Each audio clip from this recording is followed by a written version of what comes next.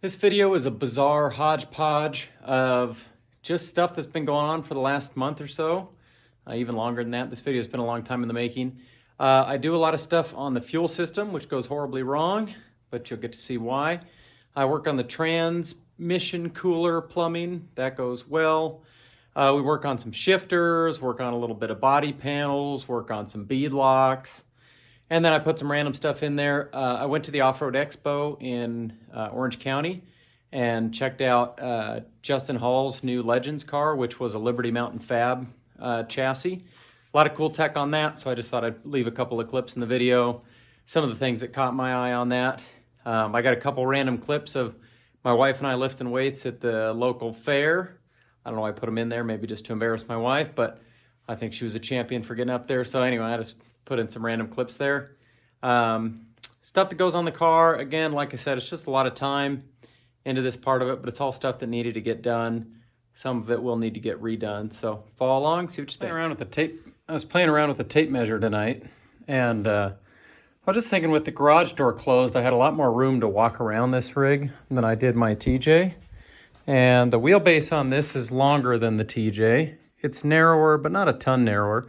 But it's actually, all in, it's a little more than 2 feet shorter overall of a car. So some of that is a tickle more rear stretch and a lot more front stretch as far as the wheelbase goes. And then the body shrinking in between that. So pretty excited about that, actually. That's a cool dimension to have shorter when it's not giving up wheelbase.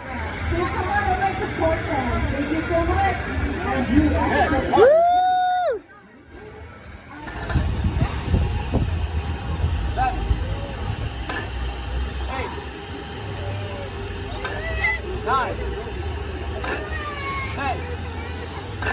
Whoa! Parked down. Things winding into Jerome, Arizona.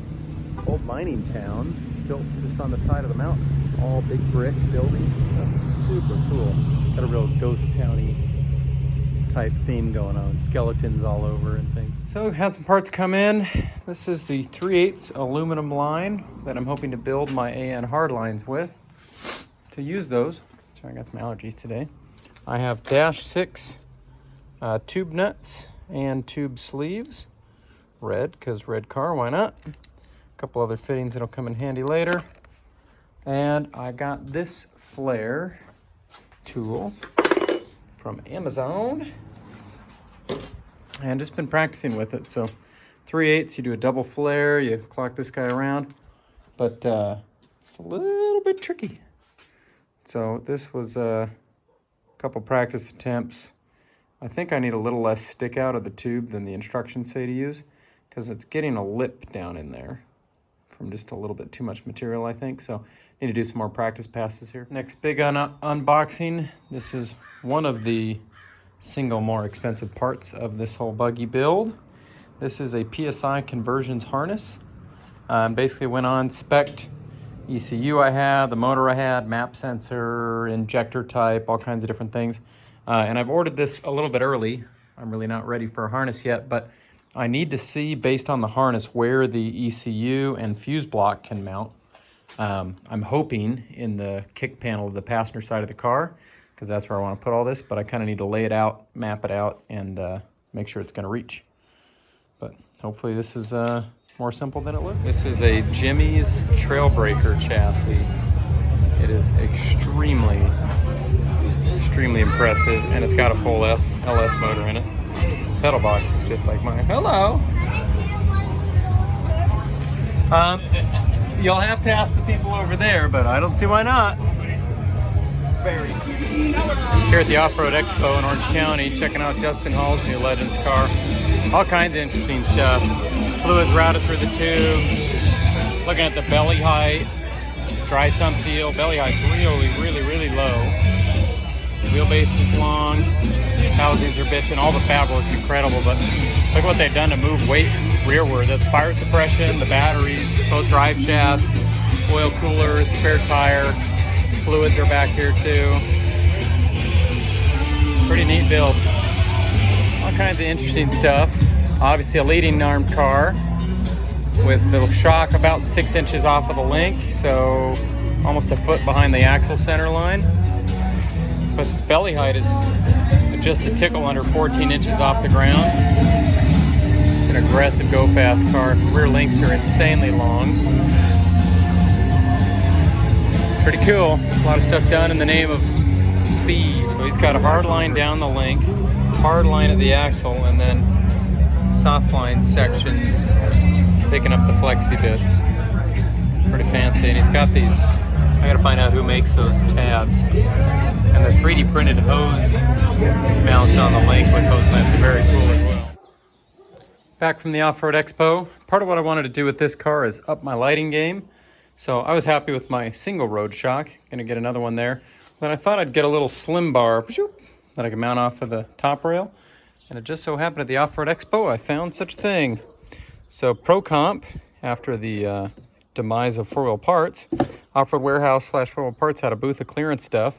This is a 10-inch combo LED single row bar, which I like to look at the single row bars more than the double rows.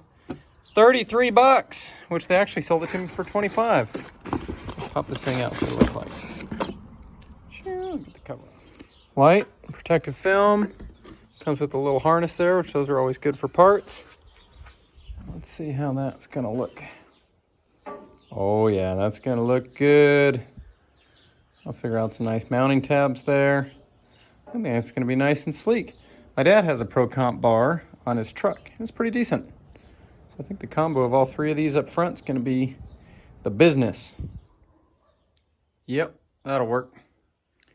Took me a lot longer than I'd like to admit to figure out how to make some tabs for that, tie it in. This will get probably sanded off, welded on the inside, and then the back will get welded as well. Plenty strong, easy to remove. Should not get in the way of getting the grill on and off. And that should conclude the bumper lights portion of the business. Progress report. This is my first attempted flare, successful. I did a good job deburring it. I filed it nice and square on the end. I greased the tap, and then you put in the collar and the nut. Turned out really good. Then I measured how much it pulls the tube from the bend, and it's basically an inch from where the fitting is where it straightens out. So I wanted to make the first line to join the transcoolers. So I had my straight line. I made my bend real nice. Got this thing all flat and on the same plane for the bend. Then I cut this to the length that it needed for the flare, because it was, you know, here, left a little bit extra on it. And first mistake, this, you can move the nut, but if you put the collar there, it's not meant to be a tight fit, it doesn't fit around. This is not enough room to get the collar on it, or to get in the tube bending jaws. So this one is junk. Hopefully I can use it for something else later. But basically you have to, this is complicating it even more. Not only do you have to measure the sweep for your bend, you have to have this length exactly right so that before you bend it, you can flare it with your nuts and everything on. Then you get there your nut and collar put right up against that, and then you would bend it. So it's actually going to prove to be more challenging than I was hoping, but let's try again.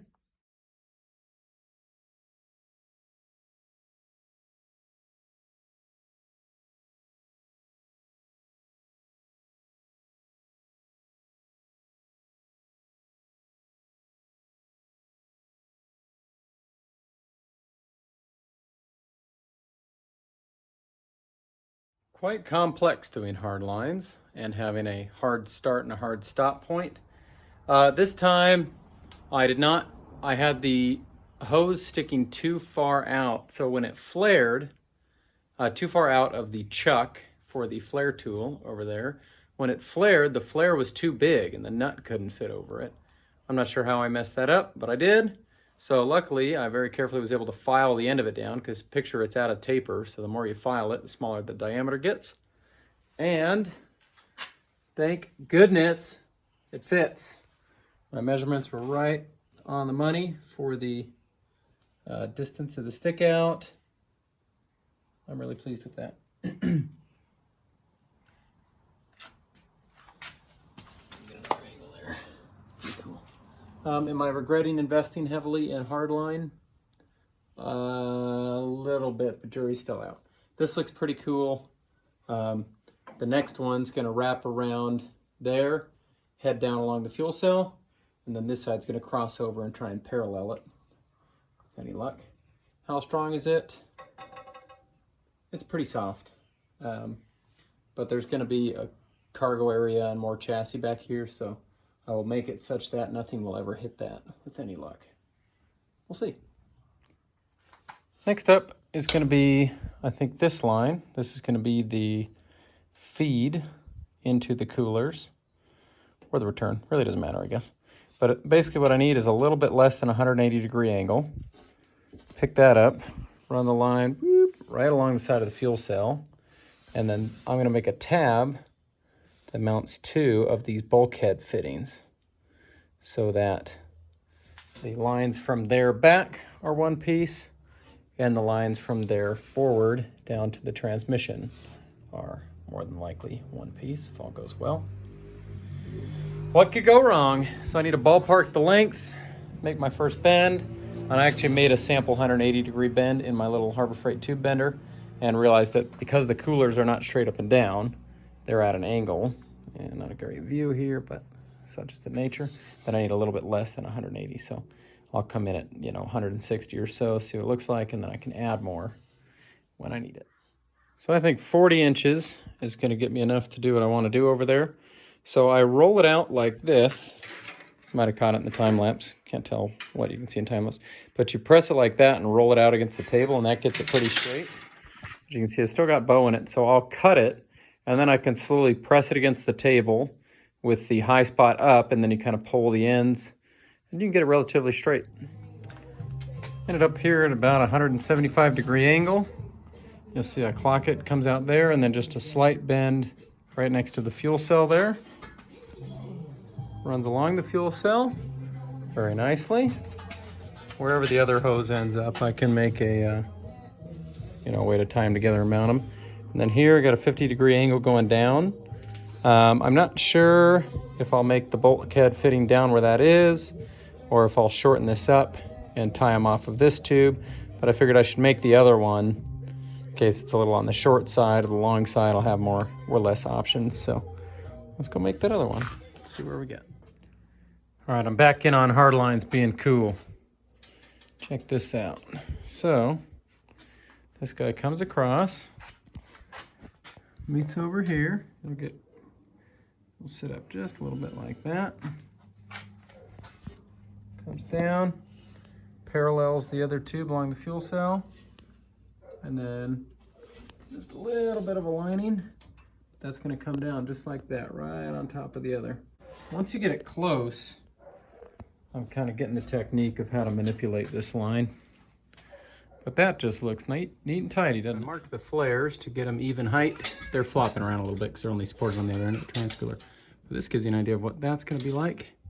And then I'm going to put a little more bend on this strap here so it lands on that tube real nice, and I can attach them there. Should be cool. Just like that, we have our first 3 lines done. I'll make a little tab off of the fuel cell that comes down and grabs these 2 with a zip tie to support them in the middle. But I'm very, very pleased with how this looks. Hard lines are kind of a bear, but it should look cool. They're not going to UV out. They're going to hose off with the mud.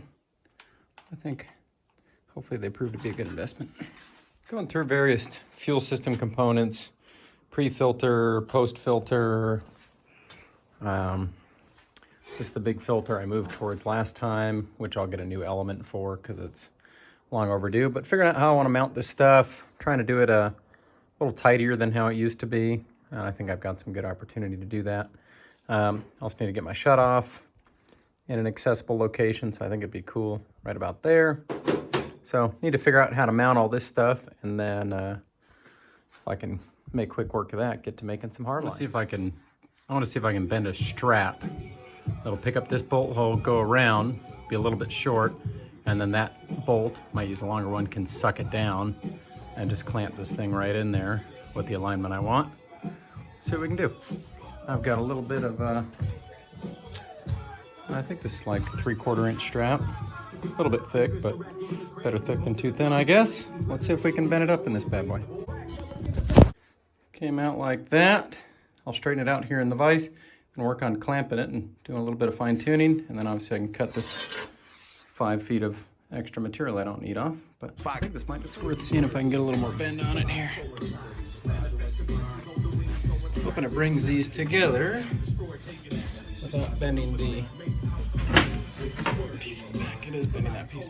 I'm going to put some more metal in here because I don't want to bend the bottom of the flat strap. I just want to bend the top. I'm going to make that stronger. That worked really good, actually. Use this to straighten it. I can straighten that piece out. These are going to be right about where I need them, so I'll line it up. I'll pull this whole pin out, pull it out, line it up in the vise again. Should be able to drill it, cut the tail, and then it could even get heat shrunk around at some point to give it a nice finished look. I think that's going to work. Bracket turned out pretty sweet. That's not going to go anywhere. It's tight as can be. Picking up bolts on the fuel cell here. Drilled some holes to make the strap a little more flexible. Would have been nice if it was lighter material, but that definitely is not going to fail. I think I'm going to have just this little section of Parker hose. You'll see how those guys line up nice. It's just old stale hose, but I have a little bit more of that. And that's going to be the dash 8. Everything from here down is going to be dash 6, which should be enough for the 4 or maybe someday 500 horsepower that's going to go through this thing. I don't anticipate having more than that. So next up, I want to figure out a little mount for this guy so that I can make the hardline just right. And I want this to be nice and accessible. And then the line's going to kick down there, and the regulator and fuel pumps and other filters and stuff are going to mount somewhere down there, I think. What's the point of building a rock crawler if you can't have fun doing it? This has been quite the challenge, but I really feel like I'm in the pocket on these hard lines, having some fun with it. So big giant pre-filter, shut-off valve, post filter, and this is all the feed coming down to the regulator. This is the return. Got them tucked in real nice to the fuel cell. I'm like so fired up on this. I'm having a blast. It's very, very late at night, but I feel like I'm in the pocket, so I'm not going to stop. So this is the feed. This is the return.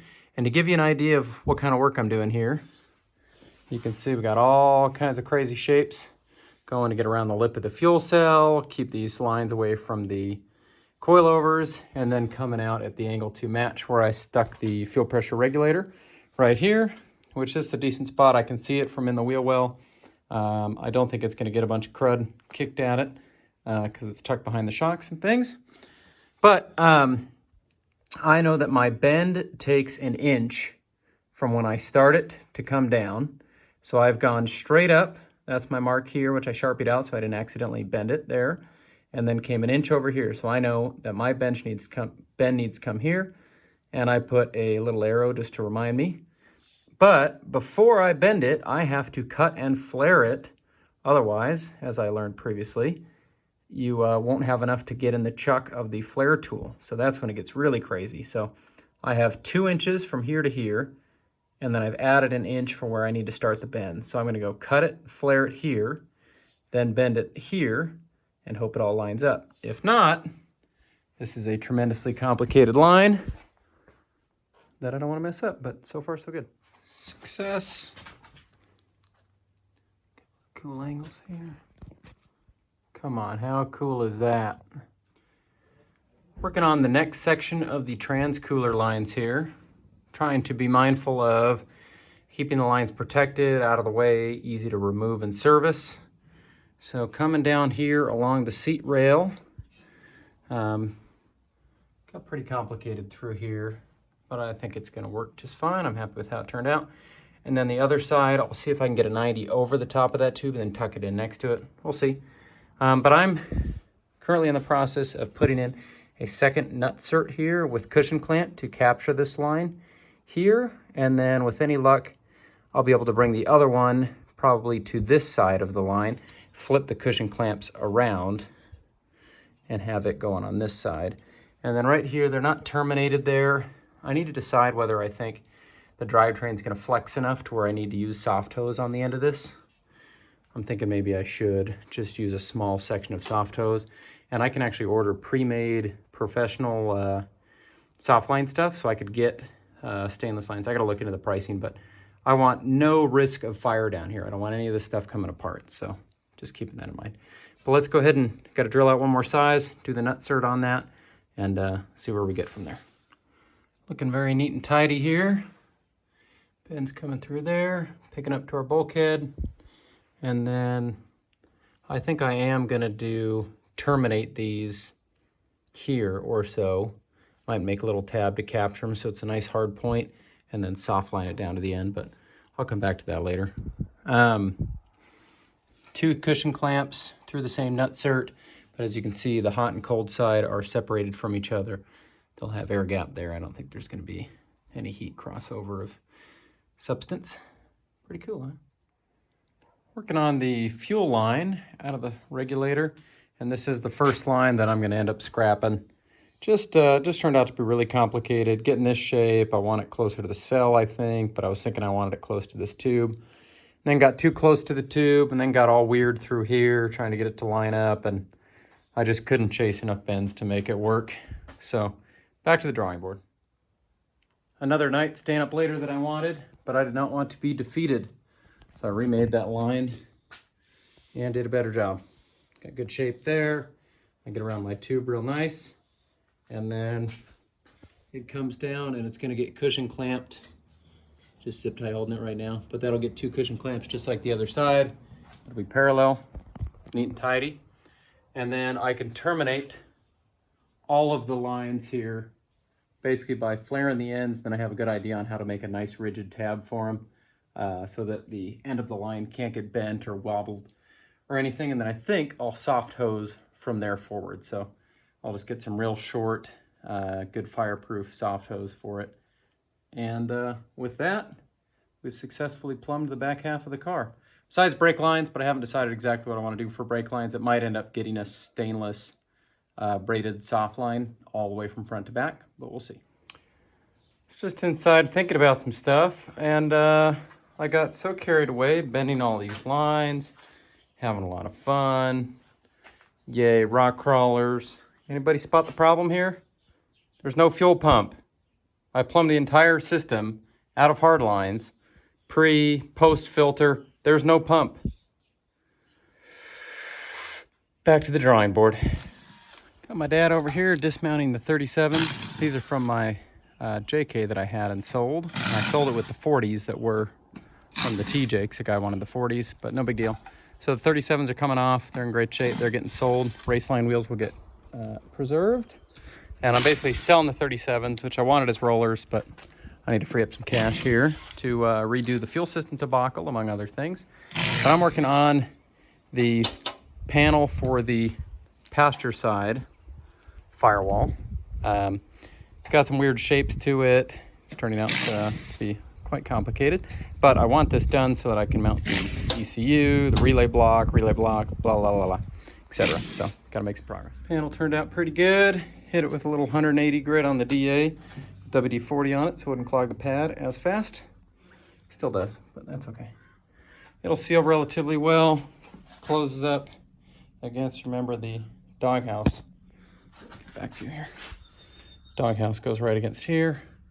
And then the gap under the hood, which obviously the hood's up right now, but I'm gonna get a panel that closes that in later, so don't worry about that. A little bit of a gap here, kind of unfortunate, but I needed that to get it in place because the plate will go up as it tucks up above the motor.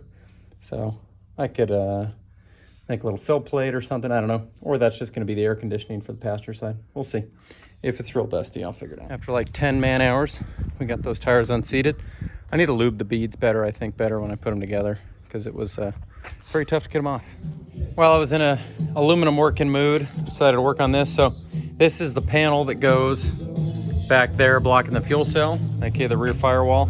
And it was a nightmare to get in and out. So shaved about a ½ inch off either side and then deepened these notches a little bit, which helped get around up there. And this changed a little bit after I raised the seat tabs. It became really hard to get in and out. So trimmed it up, should seal nice. And then I fogged the aluminum panel with WD-40 and then hit it with the 180 grit DA sander. And let's see if it puts a nice finish on it. The other thing I'm doing is I like this Dawn Power Wash I fog it after the WD-40, and when it settles, it seems to kind of ball the WD-40 up. And then from here, I can paper towel it all off nice and clean. Easy peasy, so. Now when you come back, it starts to kind of pool the WD-40 a little bit, it seems. Burning through some paper towels, but it starts to look pretty nice. I could hit it with another round or some finer grit, but the plan for this panel is not to be an aluminum finish, so we'll get more to that someday. Obviously the finish looks a little unfinished, but again, don't worry about that. Fits in and out a lot easier. It's not gonna scratch the door tubes going in and out, which when this thing is painted, that'll be important. This is gonna get potentially some cuts down here for the wraparound seat belts, or if I decide to eyelet mount them, then I won't need those. I haven't decided what I'm doing on harnesses yet, so more to come on that. But checking small things off the box. There's that panel from the front. Further procrastinating, figuring out the drive shaft carrier bearing. I put the shifter back in. I welded the base, so it's quite a bit more solid. I still need to weld the pads, the steel pads that are riveted to the bottom of the shifter, but I'll get to that eventually. This is the shifter out of the TJ for the NP231, and I had a cable shift kit for the 231. So my hope is I can jam this somewhere back here. I realize this thing's ugly, but I think using the TJ shift handle is pretty cool. And I have it, and it's gated properly, and someday when this explodes, which I'm sure it will, they're very robust, but I'm sure I'll blow it up. I can take this thing out and make a shifter mount for a Magnum 205 or Hero case or an Atlas or an NP241, which I think I'll be able to use the same shifter, hopefully. So first thing I'm gonna do is figure out the shift linkage for the winter shifter. That's the first part of the lever. There's a bracket that goes under some of the pan bolts that I'll do. And I wanna route that up to the shifter, make sure that's happy. And then that'll tell me what kind of room I have to cram this guy in a way that's not getting all up into the cable. So cable shifter's on. Would not believe how much time it took me to put in like 6 bolts, just these teeny tiny little fiddly bolts. You can't get a nut on the back. You can't get a box end wrench on the nut. You gotta end up tightening these 1/4-20s with a flat head holding the nut against the bracket on the back side. Just miserable. But comes up here into the shifter, goes through all the gears like it should. Console's still a little wiggly, just because it's not welded and whatnot. Cable's a bit long. I don't particularly love the way this routes, but if I stick it over here, it's going to get into potentially the cable mount setup for the transfer case shifter. Not sure yet. So next is going to be to figure out the transfer case side of the cable shifter for that and see what kind of intersection these two have, and then I'll figure out a nice way to route them cleanly. But I think it's going to work. Just another couple hours down.